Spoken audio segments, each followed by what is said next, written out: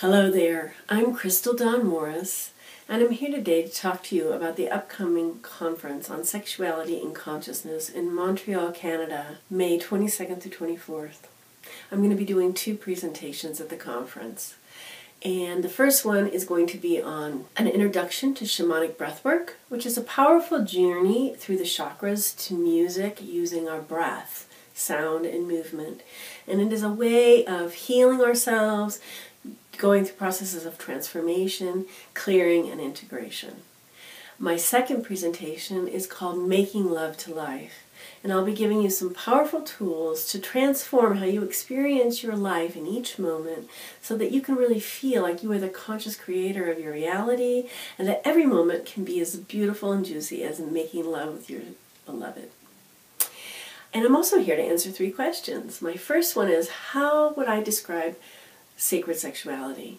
So for me, the realm of the sacred is the realm in which I know my true self as awareness, as presence, as consciousness. And then there's that realm of sexuality, of creativity, of that which brings forth new life. And when you bring these two together, I know myself as a conscious creator of reality. I, as the divine, I'm using my sexual energy, which is my life force energy, to create and manifest the world that I experience. So that is my kind of ground level definition of sacred sexuality. And then there's so much more that we can do with that. Once we have that foundation, then we can bring that consciousness and that sexual energy into all kinds of ways of sharing pleasure, connection, creation with one person, with a community of people, with the world at large. The second question I'd like to answer is to tell you a little bit about how ISTA has influenced my life and what my relationship is to ISTA, which is the International School of Temple Arts, which is the one who's sponsoring the conference. So my relationship with ISTA began in 2007 at my first ISTA conference, which was here in Sedona, and I attended that in May of 2007, met some wonderful people, began to get to know Baba Des Nichols, who was the founder of ISTA, and in the fall of 2007 I presented at the fall conference in Chicago, Illinois, and again met beautiful, wonderful people. In 2008, I got involved with ISTA, as that was about the point when we changed our name to ISTA, and have been involved with helping put on the different conferences in a variety of ways, and have also been a presenter at many of the conferences. And in 2010, I became an ISTA facilitator, and I now facilitate the Level 1. I'm now a lead facilitator of the Level 1 training, which is called the Spiritual Sexual Shamanic Experience, which I'll be teaching for the first time again in Montreal, Canada, or just outside of the city, about an hour up in the mountains. And this is a beautiful training, and it's called the Spiritual Sexual Shamanic Experience. And I would love to tell you more about that, which I'll probably do in a follow-up video to this one.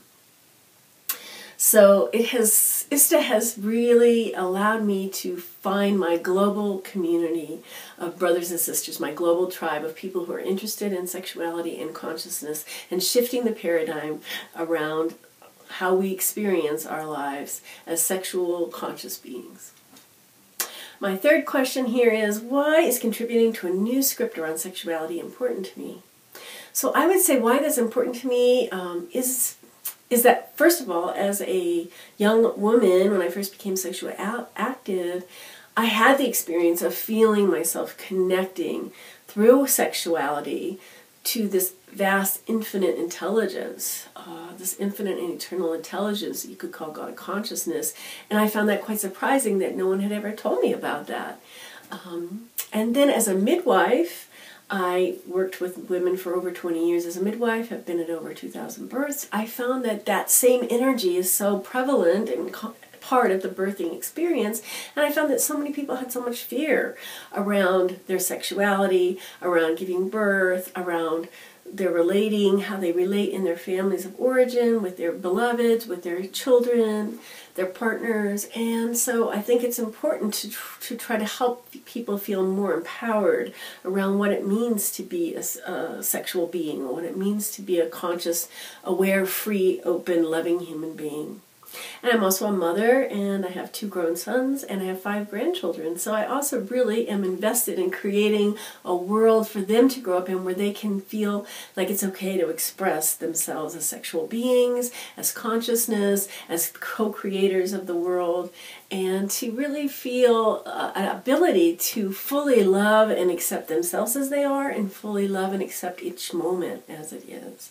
And that, to me, is a lot about what it is to change this script around sexuality. To move out of the old script of the Judeo-Christian tradition, which says sex is somehow original sin and the body is somehow, not sacred, to a place that accepts that the body is a sacred temple for the divine to have a human experience. And that's something I'm very passionate about.